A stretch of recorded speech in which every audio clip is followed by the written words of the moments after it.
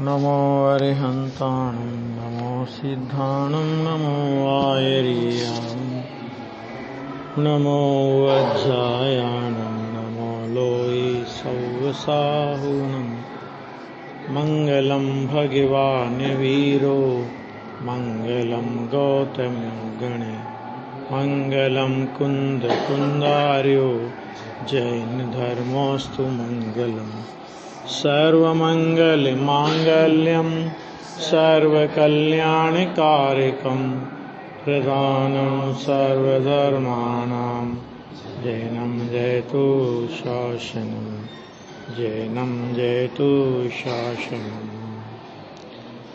सर्वव्यापैकचिद्रूप स्वरूपाय परात्मने सोपलब्धि प्रसिद्धाय ज्ञानानंदात्मने।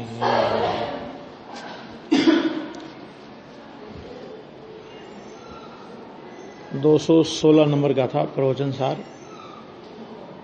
भावार्थ हमने पढ़ा था, टीका पढ़नी है अभी। इसमें ये प्रश्न आया था टीका में, ये मतलब ये गाथा का विषय है, छेद क्या है। ये बात चली थी ना, बार बार छेद हो जाता है, श्रामण्य में छेद हो जाता है। छेद माने क्या, अर्थात छेद किसे कहते हैं उसका उपदेश करते हैं। तो ये 216 गाथा की यहाँ टीका देखिए जरा। 4 बातों में लिया था, अन्वयार्थ में देख लीजिए जरा कि श्रवण के शयन, आसन माने बैठना, स्थान यानी खड़े रहना, गमन इत्यादि में जो अप्रयत चर्या है वह सदा सतत हिंसा मानी गई है ना। यहां तक तो ठीक है। अब टीका में जरा देखो, ये टीका में जो शब्द आ रहा है बार बार, अशुद्धोपयोग वास्तव में छेद है ना। ये भाई अशुद्धोपयोग क्या बताओ। शुद्धि के अलावा ना 3 कसाई चौकड़ी के साथ 28 मूल गुण का विकल्प हो, वहां तक उसको अशुद्ध, वहां तक अशुद्ध नहीं माना है, ठीक है। उस मर्यादा के बाहर का विकल्प आ जावे उसे अशुद्ध माना। ये गुरुदेव श्री का इसमें भी आया, आज भी मैं देख रहा था, जरा देखो यहां पे, ये गुरुदेव ने इसमें लिया है। हाँ जी, प्रवचन है। हाँ, प्रवचन सुधा भाग 9 और पेज नंबर 231 नंबर का पेज है। 230 नंबर का पेज अगर है तो निकाल लीजिए, नहीं तो सुन लीजिए। है 230 हिंदी। शुद्ध उपयोग की ऐसी व्याख्या, नीचे से दूसरी लाइन। हाँ 230 पे 230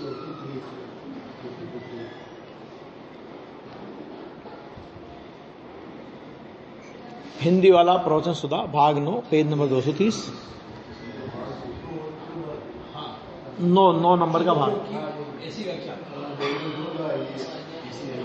हाँ ये शुद्ध उपयोग की ऐसी व्याख्या। हाँ जी, हाँ जी।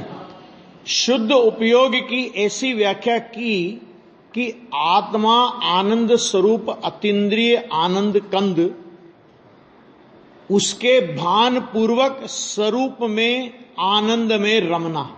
ये तो बराबर है, इसमें तो कोई दिक्कत ही नहीं। इसकी, अब इस आनंद की रमणता की, इसकी माने इस आनंद की रमणता वाली दशा की, कि इसकी छठे गुणस्थान मुनि के योग्य आनंद में रमणता है। माना वहां पे शुद्ध परिणति रूप है भले ही, लेकिन परिणति को भी उतनी तो स्थिति है ही ना। वह चारित्र है एक, और उस भूमिका में एक बार आहार, खड़े खड़े आहार, उसके लिए बना हुआ आहार ले नहीं, मानो उदिष्ट आहार नहीं, देख कर चलना, विचार कर बोलना, कुछ भी नहीं बोल देना, है ना। ऐसा जो 28 प्रकार का शुभ विकल्प है, 28 प्रकार का शुभ विकल्प है ना, 28 प्रकार के मूल गुण, हो गया ना, वो शुभ विकल्प है, शुभ योग है। यह शुभ योग कौन सा शुभ योग? लेकिन मुनिराज की भूमिका में होने वाला 28 प्रकार का मूल गुणाधिकर शुभ योग। तो यह शुभ योग और चारित्र सहित, चारित्र सहित कौन सा? वही 3 चौकड़ी कसाय के अभाव, छठे गुणस्थान के योगी शुद्धि, क्योंकि विकल्प तो छठे गुणस्थान में होगा ना, 7वें में विकल्प नहीं होगा। तो वो छठे गुणस्थान के योग्य शुद्धता अंदर में चल रही है और बाहर में उस 28 प्रकार का ये शुभ योग है, और चारित्र सहित सामान्य है ना, उसको शुद्ध उपयोग कहने में आता है। ये चरणान योग की शैली में है, ये ध्यान देना। अभी अपने बोले कि मूल गुण को शुद्ध उपयोग कैसे कह रहे हैं कि चरणान योग, मतलब चरणान योग ये कह रहा है कि वहां शुद्धोपयोग मतलब मुनि दशा का घात नहीं हुआ, उस दशा का घात नहीं हुआ तो हम उसको शुद्धोपयोग कह देंगे चरणान योग की शैली में। ये गुरुदेव कह रहे हैं, मैं नहीं कह रहा हूं। देखो अभी निश्चय सहित व्यवहार, इस भूमिका को शुद्ध उपयोग कहते हैं। और फिर कहा यहां, माने तुम अध्यात्म में खोजने जाओगे तो नहीं मिलेगा। अध्यात्म में तो सीधा है कि 28 मूल गुण का विकल्प, ता कारण जग पंथ इत उत परमारथ, ऐसा आता कि नहीं आता कि ये मुनिराज को जो 28 मूल गुण का विकल्प होता है, ये भी जग पंथ है, अनाचार है। ये वहां अध्यात्म तो उसको भी अनाचार कहेगा, आचार नहीं है, आचरण नहीं है ना, वो भी अचारित्र बोलेगा, अध्यात्म ये बोलेगा। और चरणान योग क्योंकि अंतरंग की शुद्धि के मेल वाला भाव है, वो आ गया। तो अंतरंग की शुद्धि के मेल वाला भाव होने से उसको चरणान योग की शैली में शुद्धोपयोग कहने में आएगा।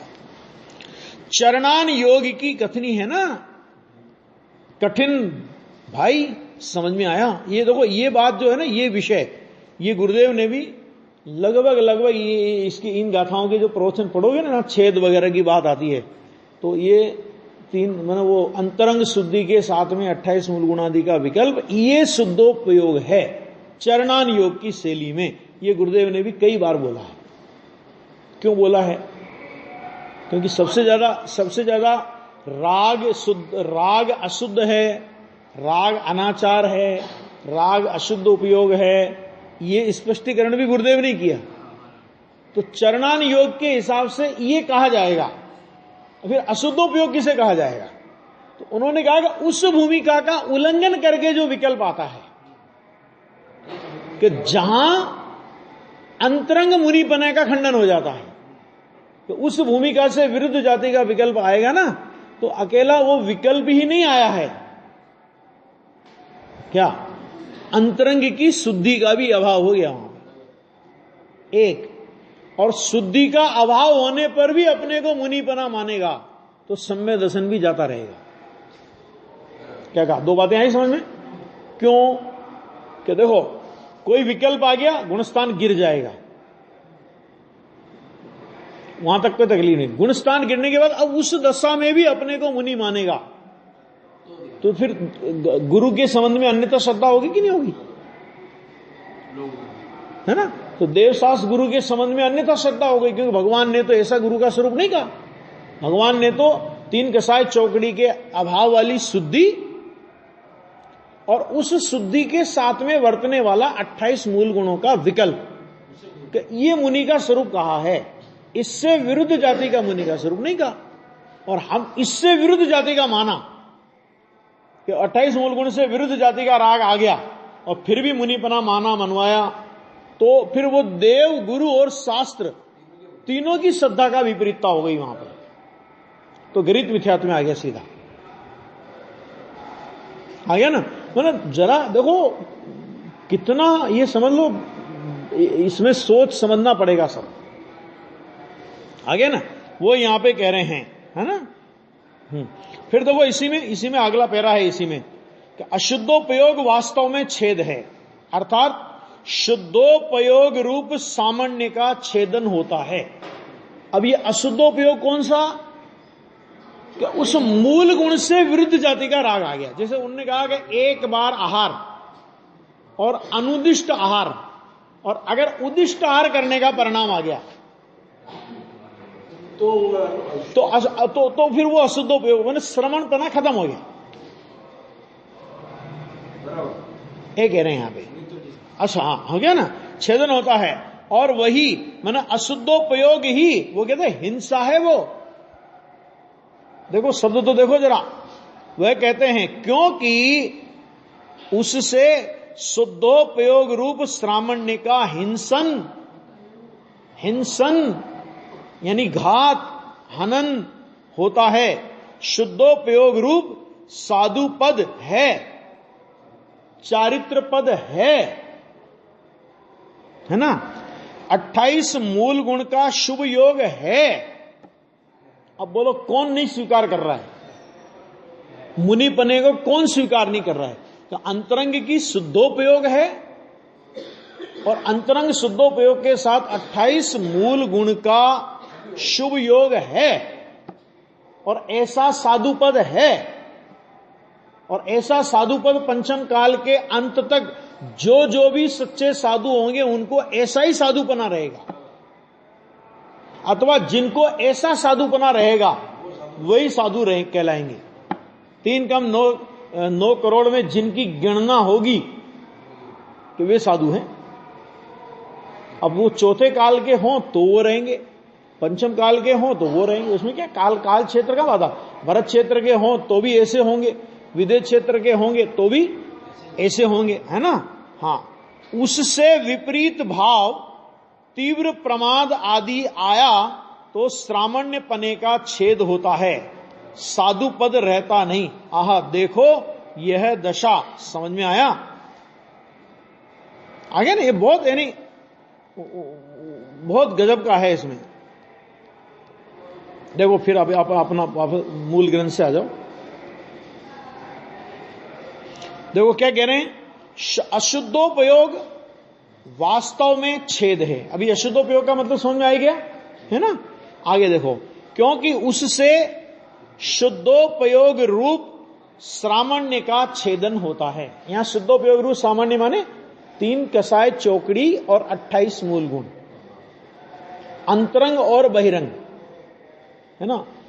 बहिरंग में भी जहां छेद हो गया तो वहां अंतरंग छेद तो बिना कहे ही हो गया,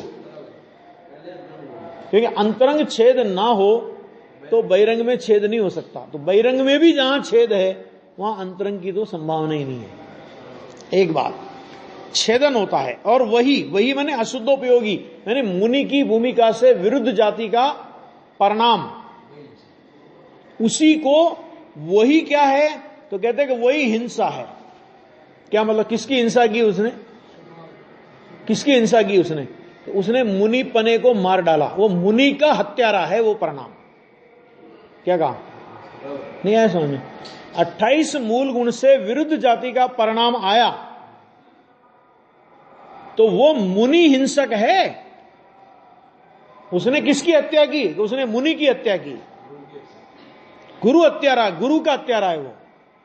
नहीं, मैं नहीं कह रहा हूं ना, शास्त्र में लिखा है ना, क्योंकि उससे शुद्धोपयोग रूप श्रामण्य का हिंसन माने हनन होता है। नहीं आई बात समझ में? आई बात समझ में? शुद्धोपयोग रूप श्रामण्य का फिर से बोल दिया कि 3 कसाय चौकड़ी और 28 मूल गुण, ऐसे श्रामण्य का हनन होता है। अब एक बात बताओ कि जिनके जो मुनि पने की हत्या प्रति समय कर रहे हैं, क्या कहा? 28 मूल गुण से विरुद्ध परिणाम करके शुद्धोपयोग का, चलो अंतरंग के शुद्धोपयोग का तो हमें पता नहीं पड़ता, 28 मूल गुण से विरुद्ध जाति के परिणाम करके जो हर समय मुनि पने की हत्या कर रहे हैं, जो हर समय साधु पने की हत्या कर रहे हैं, उन साधु हत्यारे को साधु माना जाए कि नहीं माना जाए? प्रश्न ये है। मैं नहीं कह रहा हूं, प्रवचन सार कह रहा है। और वो ये बोले कि तुम हमको साधु नहीं मानोगे तो तुम निगुरे कहलाओगे। मैंने कहा ऐसे साधु हत्यारे को साधु मानने से तो निगुरा कहलाना बढ़िया है। इस शास्त्र में लिखा है ना भैया, मैं क्या करूं? हिंसन का मतलब क्या होता है? हनन, हत्या लिखा। और वो तो कभी कभी हो गई, तुम तो प्रति समय कर रहे हो। जब जब 28 मूल गुण का खंडन हुआ, तो यहां जब जब का तो सवाल ही नहीं, 28 में से कोई बाकी ही नहीं बचे। अरे नग्न वेश भी सही रूप में नहीं बचा, क्यों? क्योंकि आपने चश्मा लगा लिया। अगर चश्मा लगा लिया तो नग्न वेश कहां बचा? नग्न वेश, मुनिराज का नग्न वेश, दिगंबर की बात नहीं है, नग्न वेश नहीं बचा। क्यों? क्योंकि क्या जन्मा तब चश्मा लेके जन्मा था? जिनवाणी क्या कहती? यथा जात रूप। तो जो जन्मा था तो चश्मा लगा के जन्मा था क्या? तो नहीं जन्मा तो फिर चश्मा कैसे लगा सकते हैं मुनिराज, है ना? और जो धड़ल्ले से ये बोलेंगे एसी में रहते हैं तो क्या तकलीफ है? लोगों को क्या पेट में दर्द होता है? कि लोगों को पेट में दर्द नहीं होता, लेकिन तुम्हारे को ऐसा दर्द होएगा कि पेट नहीं मिलेगा। आ गया ना? ये समझना बात को कि ये जो प्रति समय 28 मूल गुण से विरुद्ध जाति का परिणाम करके हर समय जो मुनि की हत्या कर रहे हैं, वो योगेश जी ने जो बोला था ना बाबूजी का उदाहरण देकर के, कि जिनेंद्र देव का अपने पिता का मस्तक लेकर के कोई आवे कटा हुआ, तो उसका स्वागत किस तरह करोगे तुम? आ गया? तो इसी तरह मुनि दशा का कटा हुआ मस्तक लेकर के कोई घूमे, मुनि दशा की हिंसा करके कोई घूमे, आप कैसे मुनि मान लोगे उसे? किसी का नाम नहीं ले रहे हैं अपन, न किसी की आलोचना, ये सबका स्वरूप है। उस स्वरूप के साथ खिलवाड़ करने वाला कोई हो। 3 तरह के लिंग होते हैं, एक होता है जिन लिंग माने मुनिलिंग, यथार्थ मुनिलिंग, और एक होता है द्रव्यलिंग, और तीसरा होता है कुलिंग। भावलिंग पूर्वक का द्रव्यलिंग, जिसको यहां पे शुद्धोपयोग कहा, 28 मूल गुण और 3 कसाय चौकड़ी के अभाव की शुद्धि, वो कहा, उसको बोलेंगे जिन लिंग या मुनिलिंग यथार्थ। अंतरंग में 3 कसाय चौकड़ी का अभाव नहीं है, लेकिन बाहर में निरतिचार मूल गुणों का पालन है। ख्याल में आ गया? उसे बोलेंगे द्रव्यलिंगी। और जहां 3 चौकड़ी कसाय का अभाव तो है ही नहीं, 28 मूल गुण का भी ठिकाना नहीं है, अगर चश्मा लगा रखा है समझ लेना कुलिंग है। नग्न वेश होने मात्र से नहीं होता।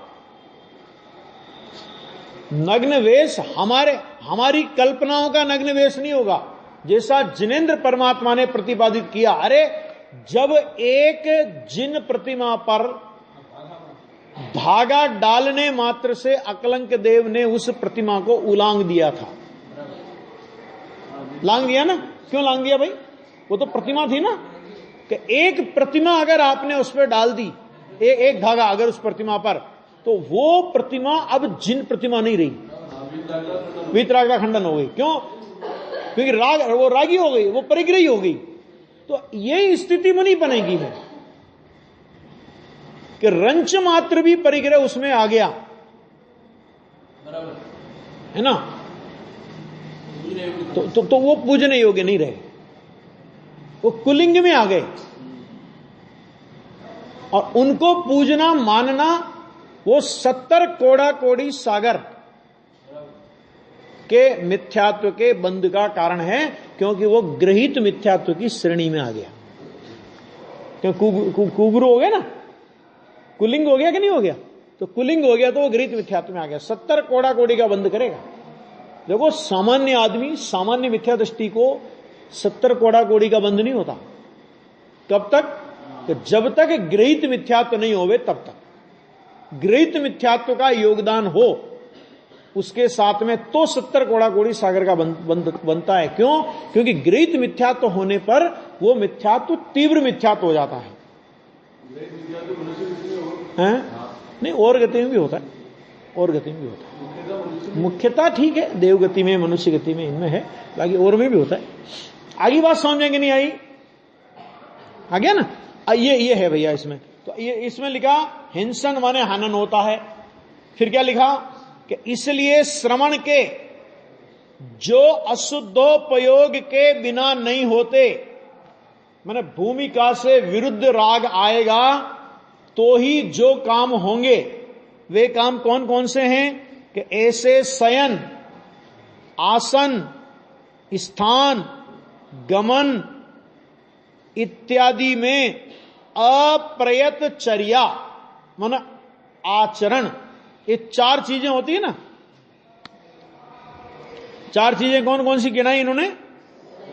शयन माने भूमाई पिछली रयन में है ना वो, तो शयन में अप्रयतचर्या हो, आसन में मैंने है ना बैठने में, खड़े रहने में, गमन में इत्यादि में, मैंने भोजन में, पान में, बोलने में, चलने में, किसी भी प्रकार की महाव्रत में, किसी भी प्रकार की समिति में, 5 इंद्रिय विजय में, किसी में भी अप्रयतचर्या, अप्रयतचर्या का नीचे खुलासा किया है। अप्रयतचर्या मैंने प्रयत्न रहित, असावधान, असंयमी, निरंकुश, स्वच्छंदी अप्रयतचर्या अशुद्धोपयोग के बिना कभी नहीं होती। अशुद्धोपयोग माने वही मूल गुण से विरुद्ध परिणाम आए बिना वो चर्या नहीं होती। क्यों? क्योंकि अगर प्रयतचर्या होगी तो प्रयतचर्या तो मूल गुण में आ गई, और मूल गुण को तो शुद्धोपयोग का छेद करने वाला नहीं कहा। आगे बात समझ में? वो तो सीधा सीधा दिख रहा है। बाहर, जहां बाहर से ही खंडन हो गया वहां अंतरंग शुद्धि की तो कल्पना ही मत करो। दिमाग लगाने की जरूरत नहीं, वहां तो दिमाग लगाने की जरूरत नहीं है ना, और अभी तो दिमाग लगाने की जरूरत नहीं है।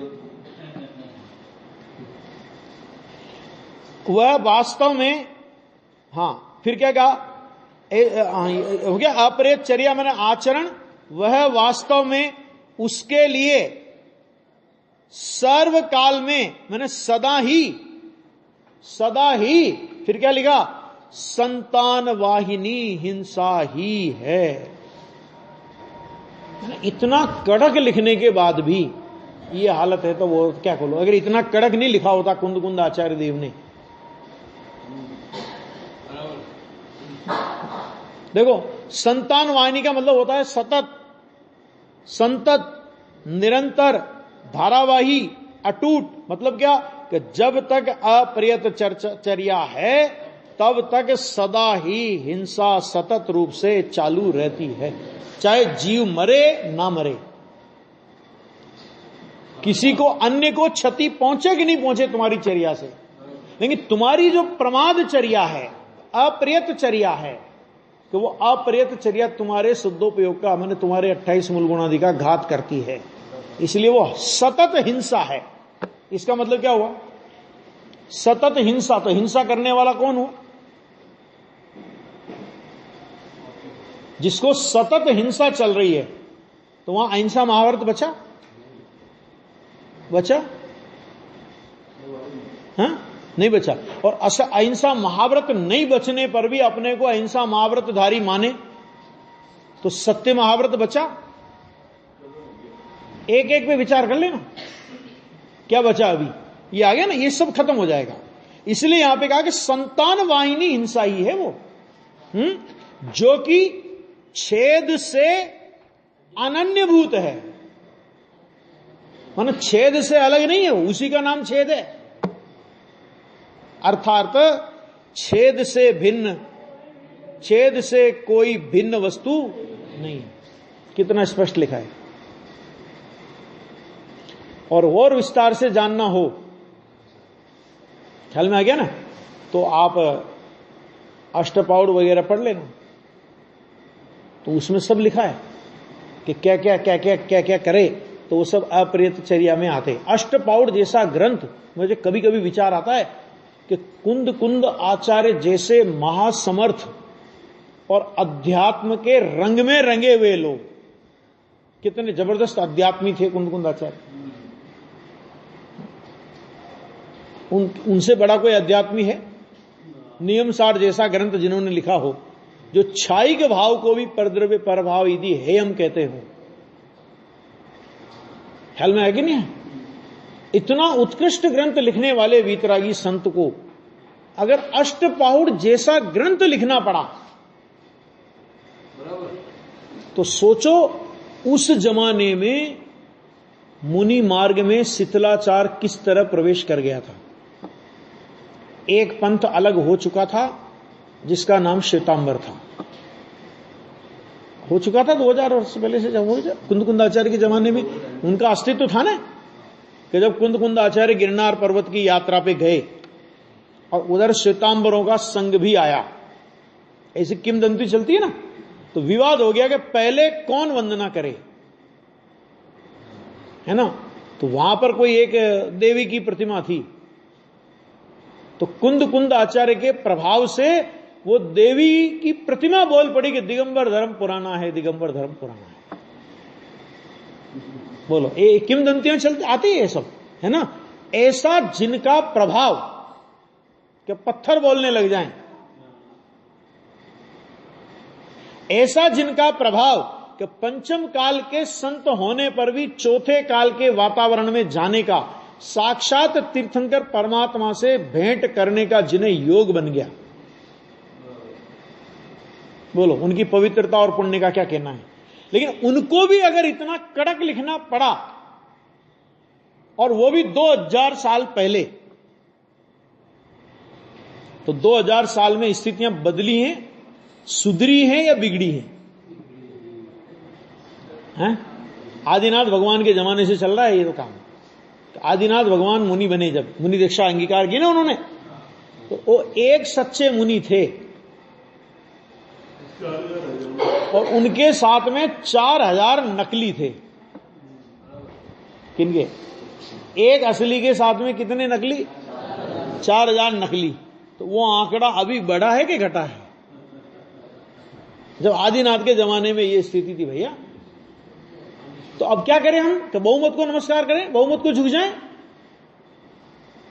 कि जब सभी ऐसे हैं, अरे सभी ऐसे हैं तो इसका मतलब क्या हुआ? जिनवाणी ये कहती है कि श्रद्धा बराबर रखना, मुनिराज के स्वरूप की यथावत श्रद्धा रखना। ऐसे मुनिराज होते हैं और ऐसे मुनिराज के दर्शन की भावना भाना, ठीक है ना। लेकिन अगर कोई मुनि पने का गुण नहीं है तो उसे मुनि मत मान लेना। आया ना, मोक्ष महाप्रकाशन में काग्नि का प्रश्न उठाया। क्या प्रश्न उठाया? कि जैसे स्थापना करते हैं प्रतिमा में, तो इसी प्रकार चौथे काल के मुनियों की स्थापना इन वर्तमान के मुनियों में, वेश वाले मुनियों में कर लें तो क्या आपत्ति है? ये सब प्रश्न हो चुके। तो पंडित जी ने उत्तर दिया कि स्थापना भी जिसकी करते हो तो उसके जैसा तो होना चाहिए। बाहर से भाई भगवान की स्थापना करते हैं तो भगवान की मुद्रा तो जैसी वीतराग मुद्रा होती है, प्रतिमा की मुद्रा भी वैसी तो होनी चाहिए कि नहीं है? तो उनकी आंखें लाल लाल हो रही हो तो भगवान की स्थापना मानोगे कि नहीं मानोगे? हैं? हंसती खिलखिलाती मुद्रा हो तो जिनेंद्र प्रतिमा कहलाएगी कि नहीं कहलाएगी? अरे एक धागा डलने पर जिनेंद्र प्रतिमा नहीं रही, आ गया। तो स्थापना के लिए भी बाहरी रूप तो कम से कम वैसा हो, निर्दोष, तब तुम्हारी बात पर विचार किया जा सकता है। विचार, कंफर्म नहीं कर रहे हैं कि तब सोचेंगे। पहले ये यहां तक तो आओ, पहले ये है इसका कहना, ये कहना है। तो आ गया भैया। तो वो कह रहे कि ऐसा अशुद्धोपयोग अगर हो गया तो वहां पर नियम से छेद होता है और ऐसे जीव को संतान वाहिनी हिंसा ही है, जो कि छेद से अनन्यभूत है, अर्थात छेद से भिन्न कोई वस्तु नहीं है। कितना स्पष्ट लिखा है। अब आगे, अब छेद के 2 प्रकार यहां पर बता रहे हैं। अब छेद के अंतरंग और बहिरंग, ऐसे 2 प्रकार बतलाते हैं। मैंने कोई भी विषय आचार्य कुंद ने लिखा तो उस विषय को कितनी बारीकी में वो ले गए, चाहे वो अध्यात्म का विषय हो और चाहे वो चरणान योग का विषय हो, है ना। और चरणान योग के विषय में भी कितनी गहराई, और अध्यात्म की गहराई में तो कुंदकुंदा आचार्य का कोई मुकाबला कर ही नहीं सकता, है ना। देखो, मर्दुव जिय दुव जीवो ऐदाचार सनिच्छिदा हिंसा यदि बंधो हिंसा में तेण समीदस।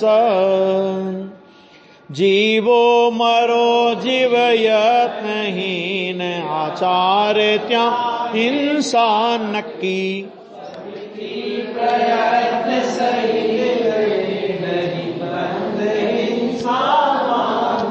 बहुत अच्छा है। देखो क्या कह रहे हैं यहां पे कि जीव मृताम वा जीवतु वा, मरे या जिए, जीव मरे या जीवे, माने जीव के मरने और जीने से, पर जीव के मरने और जीने से हिंसा का संबंध नहीं है। क्यों? क्योंकि पर जीव हमारे परिणाम से नहीं मरता और हमारे परिणाम से नहीं बचता, वो परद्रव्य की क्रिया, उससे हिंसा का संबंध नहीं है। लेकिन जीवे चाहे मरे, अपर्याप्त आचार वाले के अंतरंग हिंसा निश्चित है। अगर अपर्याप्त आचार है तो वो मरे कि नहीं मरे, तुम्हारा तो वो, तुम्हें तो हिंसा नक्की हो गई। आ गया। लोक में भी होता है, किसी आदमी ने किसी आदमी को मारने के लिए गोली चलाई और वो थोड़ा सा यूं हो गया और उसको गोली मार के, माने गोली उसको नहीं लगी, दीवार में जाके लग गई। अब मुकदमा चले उसका और वो कोर्ट में ये दलील कह रहे कि साहब ठीक है, मैंने इसको मारने के लिए गोली चलाई लेकिन मरा तो नहीं, है ना। तो उसको सजा होगी कि नहीं होगी? क्यों होगी? कि तुम्हारा इंटेंशन क्या था, तुम्हारा अभिप्राय क्या था। वो नहीं मरा, वो तो नहीं मरा, तो वो तो उसकी कमाल है, लेकिन तुमने मारने में कौन सी कसर छोड़ी थी? तुमने तो मारने के लिए गोली चलाई दी थी ना। तो इसी तरह जीव मरे कि नहीं मरे, तुम तो उछल कूद करके चल रहे थे, ख्याल में है कि नहीं है? वो नहीं मरे तो उनकी आयु नहीं बेचारों की नहीं आई थी तो नहीं मरे, लेकिन तुमने मारने में कौन सी कसर छोड़ी। जिनवाणी ये कहती है कि कोई मुनिराज 4 हाथ जमीन देखकर ईर्ष्या समिति पूर्वक चल रहे हों और उसके बावजूद भी कोई जीव आकर के उनके पैर के नीचे दब करके मर जाए, मुनिराज को हिंसा का पाप नहीं लगेगा। क्यों? क्योंकि अंतरंग में शुद्धि है और बाहरंग में 3 कसाय चौकड़ी, 4 हाथ जमीन देख करके चलने का विकल्प है। तो समिति पूर्वक चलने वाले मुनिराज के पैर के निमित्त से कोई जीव आकर के मर जाए, उसको हिंसा नहीं है। और अप्रयत्न चर्या पूर्वक चल रहा है और कोई जीव नहीं भी मरा, तो भी जिनवाणी कहती है कि पहला कदम जब से उसने उठाया तब से उसको हिंसा निरंतर चालू है। चलते चलते सातों में नुकसान आ जाता है। हाँ, आ सकता है, मुनिराज को तो कुछ भी हो सकता है। तो फिर उस समय थोड़ी विकल्प जाता है नीचे, वो इले समिति पालन सहज चलता है, वो कोई विकल्प कोई कर करके थोड़ी करना पड़ता है। कोई देखो, पौन सेकंड का आधा भाग सप्तम गुण स्थान की ई दशा का ये भी स्वरूप होता है। कम से कम ना, कम से कम, मैं वही कह रहा हूं ना। तो पौन सेकंड के आधे भाग में क्या तो पता लगे क्या नहीं लगे, वो तो सहज दशा है। सुबह से शाम तक चल रहे हैं, मान लो यात्रा तो चल रहे हैं तो क्या हो गया, पैर उठाते उठाते विकल्प क्यों इतना सहज हो गया है। मुनि दशा को हमारे पैमाने से नहीं नाप सकते हम। जैसे हम अन्य चलते या अन्य काम करते हुए अन्य काम, उनको तो वो सहज दशा हो गई है। नींद भी आधा घंटा कहां नींद आएगी। हाँ, वो माई पिछले 6ठे गुण स्थान का काल जितना है उसके पहले निद्रा टूट जाएगी। घूमाई पिछली रैन में कछु शयन, कछु शयन। तो वो कारण है ना उसका। देखो दो चीजें, एक तो नींद किसी को भी आती है, वो थकान से आती है, बाहरी रूप से अगर विचार करें अपन, है ना। और थकान होती है विकल्पों की। क्या थकान किसकी होती है? विकल्पों की थकान होती। अब मुनिराज को काय के विकल्प कि जिनको एक दिन में 8 घंटे से कुछ अधिक, क्या कह रहा हूं, 8 घंटे से कुछ अधिक तो शुद्धोपयोग की दशा वर्तती है एक दिन में, टुकड़ों टुकड़ों में। क्यों? क्योंकि छठे गुणस्थान का जितना काल होता है, 7वें गुणस्थान का काल उससे आधा होता है, या यूं कहो कि 7वें गुणस्थान से छठे गुणस्थान का काल दुगना होता है। और छठे गुणस्थान का काल कोई मुनिराज पूरा नहीं भोगते, है ना, उसके पहले पहले 7वां गुणस्थान आता है। तो अब एक दिन के 3 टुकड़े करो आप, तो 24 घंटे हो गए। अब 24 घंटे में से 16 घंटे में कुछ समय कम विकल्प की भूमिका रहती है, और 8 घंटे और कुछ अधिक निर्विकल्प की भूमिका रहती है, निर्विकल्प उपयोग की भूमिका रहती है। अब जिनको 8 घंटे से कुछ अधिक निर्विकल्प उपयोग की भूमिका रहती हो, उन्हें नींद की जरूरत कहां है? अरे निर्विकल्प अनुभूति वो विश्राम ही तो है, नहीं है? आत्मा का विकल्पों से विश्राम है वो, और थकान तो विकल्पों की आती है। नहीं आती, मैंने लोगों को ऐसा लगता है कि बड़े जुल्म हो रहे हैं मुनिराजों पर, नींद भी नहीं निकालने देंगे ढंग से। अरे जुल्म नहीं हो रहे हैं, तुम उनको नींद निकालने वाला बतला करके प्रमादी बतलाना चाहते हो, गाली देते हो मुनिराज को।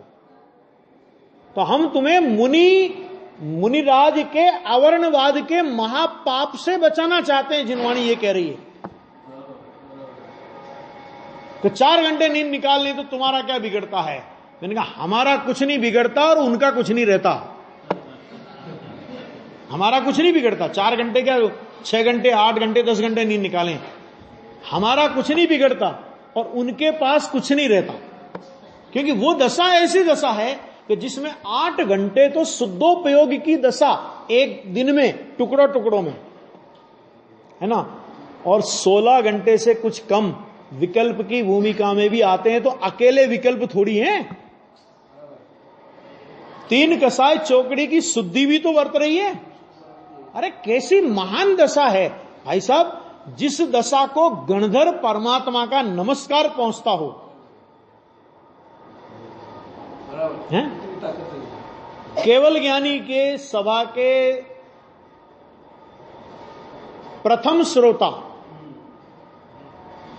है ना। अभी वो अपना विषय नहीं है, लेकिन उसका मुझे ज्यादा नॉलेज भी नहीं है, अपना विषय भी नहीं है अभी वो। हाँ, तो आगे समझ में ना, तो उसमें उनको भी, उनका नमस्कार जिनको पहुंचे, वो दशा कैसी होती होगी आप जरा सोचो।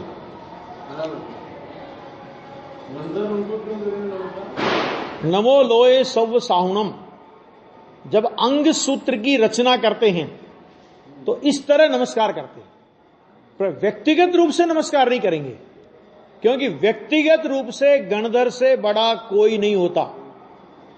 तो व्यक्तिगत रूप से गणधर देव किसी मुनिराज को नमस्कार नहीं करते। आचार्य से सबसे बड़े आचार्य तो गणधर है, गणधर से बड़ा कौन आचार्य है ना। और 3 कम 9 करोड़ मुनिराजों को नमस्कार करते कि नहीं करते? गणधर करते हैं ना, तो सबको नमस्कार आ गया उसमें। तो गणधर देव का नमस्कार झेलने की जिनकी ताकत हो, उसका नाम मुनिपना है। ऐसी गौरवशाली जो दशा हो,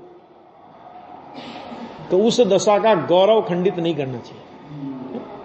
अब वो आहार वगैरह की बात है तो उसका अपने को ज्यादा पता भी नहीं है, होता है तो कर लेते होंगे, नहीं होता है तो नहीं करते होंगे, उसमें कोई ज्यादा दिक्कत नहीं। आगे देखो, अंतरंग हिंसा कैसी है? तो कहते हैं कि वो निश्चित है, अवश्य है। आगे क्या कहते हैं? प्रेत के, समितिवान के, बहिरंग हिंसा मात्र से बंद नहीं है। देखो यहां पे लिया प्रयत्न, क्या लिखा कि शुद्धात्म स्वरूप में, प्रयत्न मैंने प्रयत्नशील, सावधान, संयमी, प्रयत्न के अर्थ के लिए पहले आ चुकी बात है। देखो आगे देखो कि समितिवान किसे कहा, तो उन्होंने कहा कि शुद्धात्म स्वरूप में मुनित्वोचित, मुनि के योग्य, समुचित, सम्यक इति अर्थात परिणति वह निश्चय समिति है। आ गया। और उस दशा में होने वाली हठ रहित ईर्या भाषादि संबंधी शुभ परिणति वह व्यवहार समिति है। कैसा, कैसी? ईर्या भाषादि सभी आगे, आदान निक्षेपण प्रतिष्ठापन सब आगे है ना। तो ईर्या भाषादि ये सब समिति, ये शुभ परिणति वो व्यवहार समिति है। जहां शुद्धात्म स्वरूप में सम्यक परिणति रूप दशा नहीं होती, वहां शुभ परिणति हठ सहित होती है। वो सहज परिणति नहीं है, वो खींच के करनी पड़ रही है आपको। और वह शुभ परिणति व्यवहार समिति भी नहीं है। आ गया भैया, है ना। हठ सहित है। देखो जैन दर्शन में हट का काम नहीं है। उस भूमिका में सहज ऐसा परिणमन, अंतरंग में ऐसी परिणति होने पर बहिरंग में सहज ऐसी दशा हो जाती है। आ गया। और बहिरंग की उस सहज दशा का घात होने पर अंतरंग में भी उस परिणति का सहज घात हो जाता है, फिर करने की जरूरत नहीं पड़ती घात। अंतरंग बहिरंग की दशा में कोई क्षति पहुंची, आ गया, अप्रेत चर्या से, अशुद्धोपयोग से श्रामण्य का छेद हुआ, तो अंतरंग छेद भी नक्की है, निश्चित है, उसको अलग से करने की कोई जरूरत नहीं पड़ती। उन्होंने कहा कि अभी तो 28 मूलगुण में दोष लगे, अभी तो मेरा अभी अंतरंग तो हो गया, वो तो चिंता छोड़ उसकी अब, है ना। इस तरह ये अंतरंग और बहिरंग की संधि है, बहुत जोरदार, है ना। अब ये आगे शुद्धोपयोग, अंतरंग छेद, और वो आएगा पर प्राणों का विच्छेद, वो बहिरंग छेद है, वो आएगा आगे, इसकी चर्चा आएगी। इनमें अंतरंग छेद ही विशेष बलवान है। ये क्या है अंतरंग छेद, क्या किस तरह बलवान है ना, इसकी चर्चा अपन अगली स्वाध्याय में करते हैं। बड़ी है टीका थोड़ी।